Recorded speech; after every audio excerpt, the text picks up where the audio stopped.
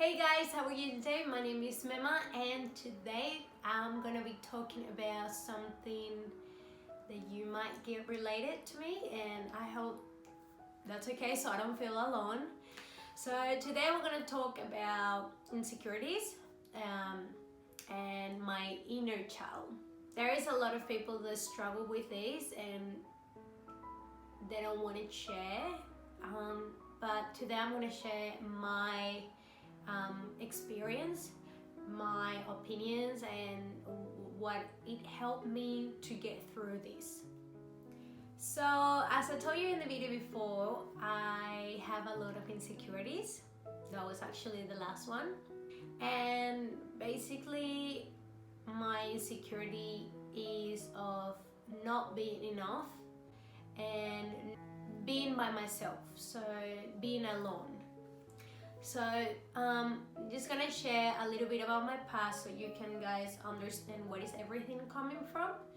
Please don't judge, because I know that people sometimes can be a little bit hitting in someone, but I don't want you to feel like I'm judging. I don't want you to feel like, because I'm not like that, I don't judge people. Actually the opposite.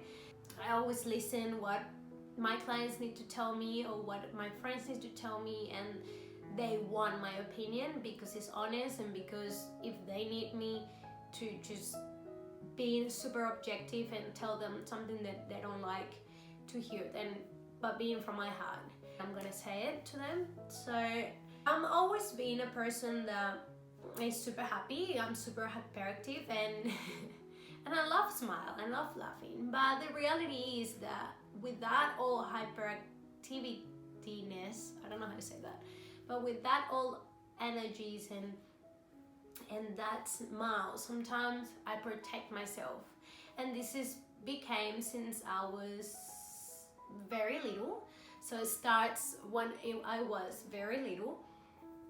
My mom and my dad used to work a lot. Mom is a doctor and my dad is an engineer. So my dad used to travel heaps, and my mom used to be, you know, a doctor.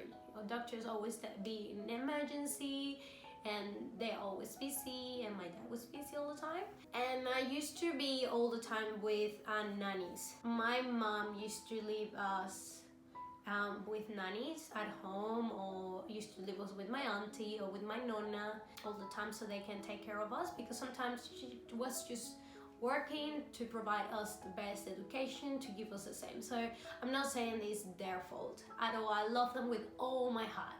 So I always had to take care of my brother pretty much. When I was 7 or 8, I don't remember very well, my mom and my dad got divorced.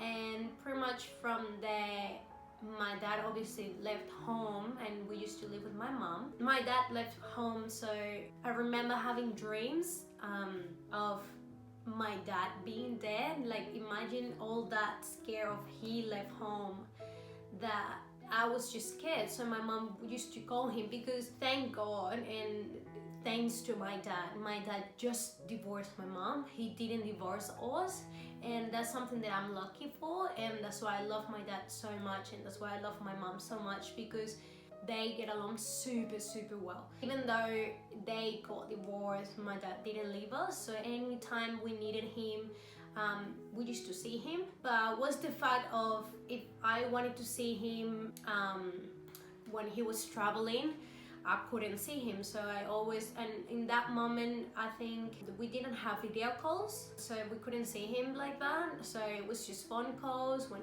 depending when he was outside the country.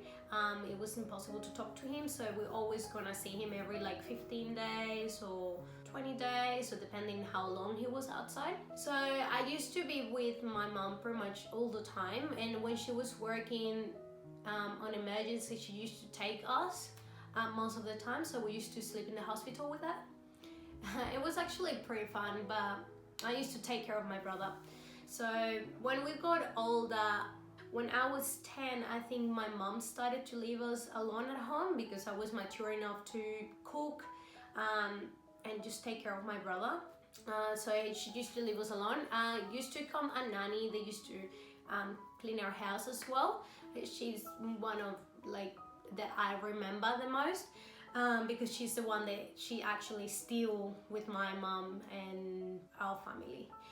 This is very hard to talk because I remember those past that even though it was fun, it hits you on the heart. One of the things that I remember is taking a lot of care of my brother, cooking for him so he can have food. And at school I used to be rebel. I used to be, oh my gosh, crazy. Like, I used to fight a lot, and usually by justice. So if someone was doing something bad, then I would fight for that person. No one bullied my brother because otherwise it would get in trouble with me. I was super like protection 100%. Same with my friend. If someone will be with my friend, then I will, you know, fight and just be fair. I used to do bully. Something that I'm not proud about. I used to do bully because I was hurt, and that's a lot what is happening right now with kids and people that don't know how to deal with those feelings, so they do that. I was angry. So my fear of being alone, because my mom and my dad used to work a lot and they wasn't at home all the time, it becomes strong.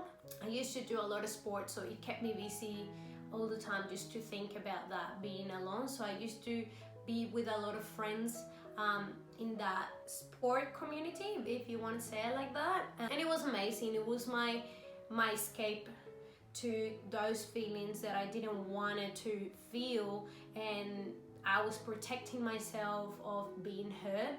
So I kind of put a wall with a lot of layer and trying to be as strong as possible. So I don't like to feel vulnerable. I don't know how you say that in English, but vulnerable. I don't like to feel like that because I feel weak, and I feel that someone would hurt me, and I just don't like it. But that was in the past. Actually now it's better. But anyways, the time passed, and then I met my ex-husband. We lasted together for 7 years. We came here to Australia, and we got divorced after 2 years of marriage. Well, 1 year of marriage. And that feeling of being alone was being at home and not be able to stay with my family. They always hold me if I have something. You know, if I break up with one of my boyfriend, then they will be there for me. In this case, they weren't there. And when you're with a person that you know for 10 years, and then you been 7 years together, and that you break up and you know you get divorced so young, because I was only 23 when I got divorced, but we separated a year before, then it hits you. It makes you scared to have another relationship, or to be attached with someone that it doesn't leave you, if you know what I mean. I'm attached to something, and that's my famous, if you're my friend, you're watching this, that's my favorite pillow ever. I'm gonna bring it so you guys can see it. So this is my Canadian pillow. When I used to be in Canada, I used to be by myself. My dad dropped me there, went to Canada, and then when I came back from Canada to Venezuela, my mom came with me. But pretty much from there, every time I felt alone, I just hold these and I sleep like hugging it. And I'm still doing this. It's because of the anxious. I'm an anxious person, so if I don't sleep with these, it makes me feel that I don't have anyone or anything that I can take care of, or I don't feel alone, even though I live with my partner. But I don't know, it's something like in my mind, but this helps me. And my Canadian pillow comes with me everywhere. If I go to Thailand, it will come to Thailand with me. If I go to Bali, it will go to Bali with me. Everywhere.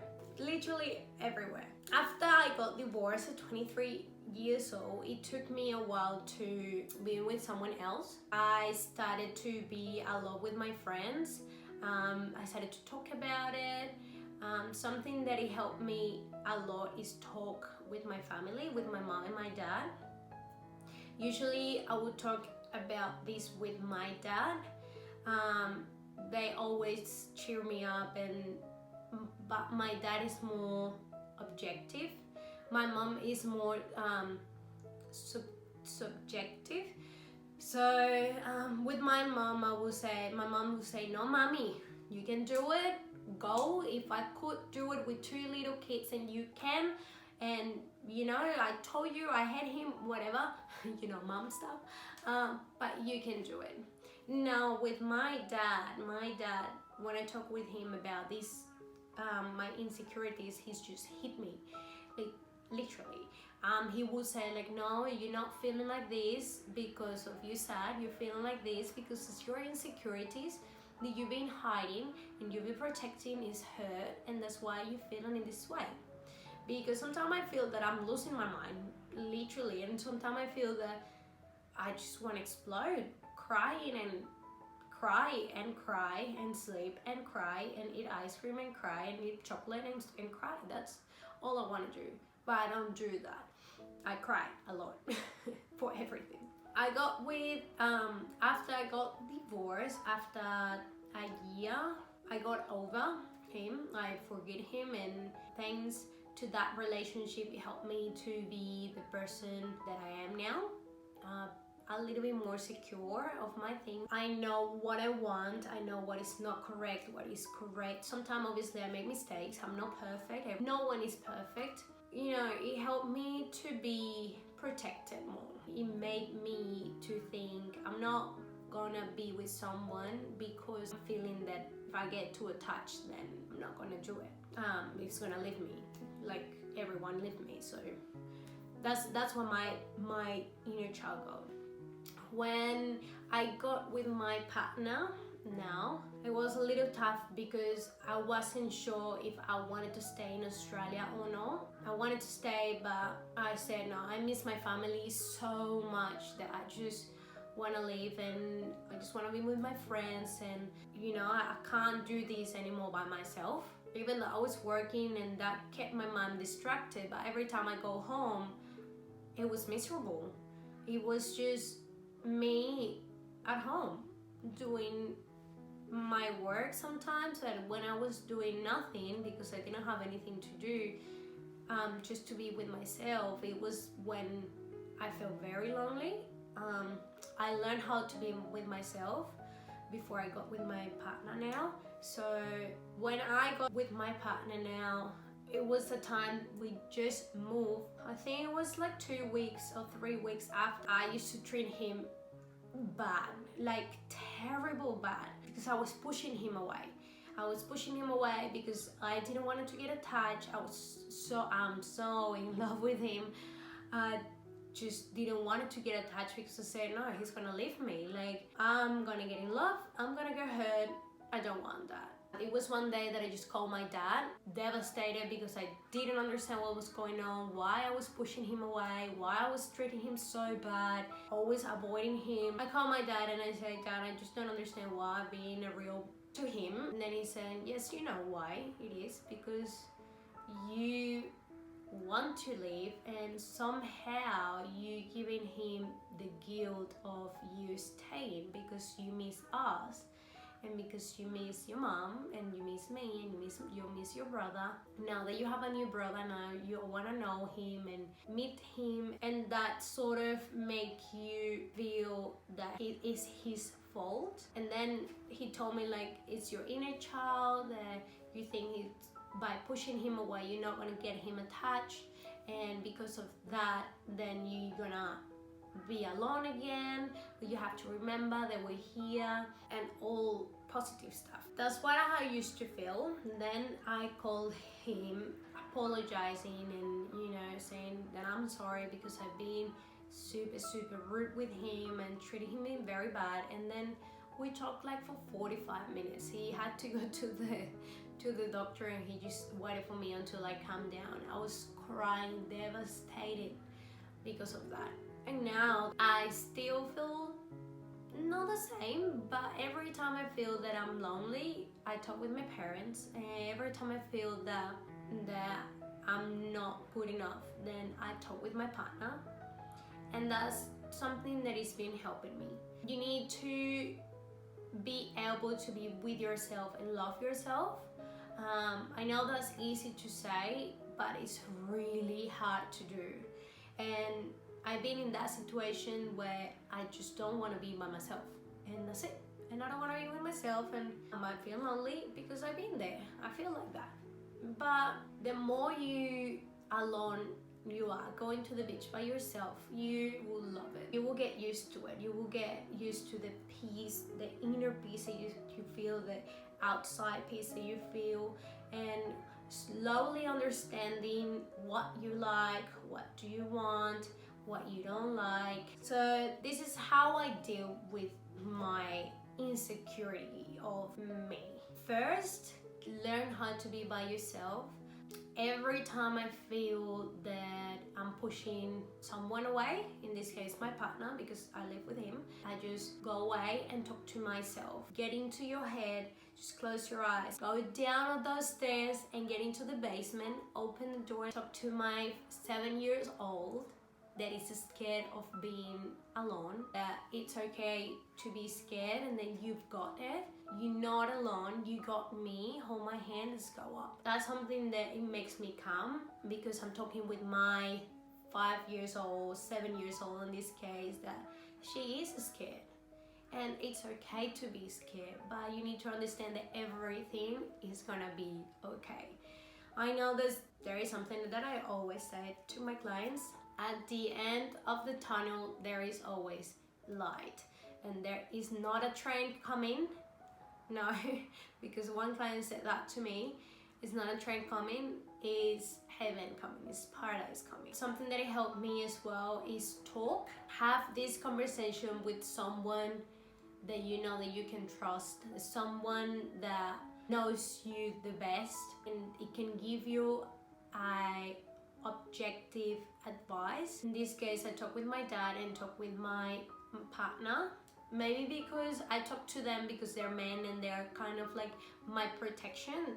Remember that the parents or the dad or the male figure, we see it as a protection, as they're gonna protect us, that we're not weak, but we're more delicadas, more delicate, and they're more strong, so they are going to protect us. So that's something that I always talk. I talk with my dad what's going on. I just explain to him what's happening, and he just tried to give me what I need to hear and how to. And with my partner, I do the same. He just calms me down, telling me that he's not gonna leave me, that he loves me, and same with my dad. There is always friends there outside, that you're not alone. They remind me that inner child that I have that is scared, and then it needs to come out of the basement and not putting those walls up to protect themselves, just being calm and understanding the things that's happening outside. Another thing that helps me a lot is do something that you love. It's obviously exercising or dancing. That's my meditation. I've been learning meditation now, and it's been helping me heaps. It's necessary that you deal with yourself and you deal with your 7-year-old or 5-year-old or whatever that trauma started, and don't push anyone away. I know it's hard sometimes, and it's something that sometimes I do, but then he just talked to me and said, like, it's okay, you don't need to push me away, I love you. And he just reminded me how much he loved me and that I'm not alone. And that makes me as well not feel that much insecure, even though I learned how to be without someone, and I learned how to be by myself by calming myself and talking to myself. I used to go a lot to psychologists when I was a kid, so I kind of learned how to do visualization. So that's how I heal that wound that I had from my past. Even though I was super happy, even though I had everything I needed, everything I wanted, it was the feeling of being alone. And that will be now that feeling of not being enough. But that's more on me, like it's just hating myself on, oh, you're not good enough. That's because of when I got divorced and that toxic relationship, and that's what it happens when you have a toxic relationship. So if you want to hear about that and how I forgave that situation and how I moved on, just leave the comments below. I hope you like it and I hope my advice helps you. I know it's hard, but remember, you've got this and everything is gonna be okay. Everything is gonna be okay. It's depend how you see it. If nothing is good or bad, it's just depending how you see it. If at the end it's gonna leave you an experience and give you a lesson that you're gonna learn, then it's a good experience. So just trust on yourself, talk to yourself, and find out what is that you are acting like that, or what is the trauma that you have that is making you react in certain forms. And just talk to that inner child that everyone have, and just make sure you being nice and sweet. Don't hate it being like, oh, you're so stupid or blah blah blah. No, just talk to them with that inner child. Just explain everything. Remember, it's a child that is living in you. He doesn't understand or she doesn't understand, and that's something that my partner tells me and reminds me. Be calm and talk. Just talk. Communicating is the best thing, is the key of feeling better. Talk with someone that knows you, and then they can help you. If you like this video, don't forget, give me thumbs up, comment below, and share with your friends. Maybe your friends or yourself can be related. If you want to share your story with me and you want me to help you, just leave the comments below or just text me privately and I will be answering to you. Don't forget to subscribe. It will be amazing. You help me heaps. And follow me in my Instagram is Mema Cornell PT, and my Facebook, which is Mema Cornell PT as well. So have a good day. Bye.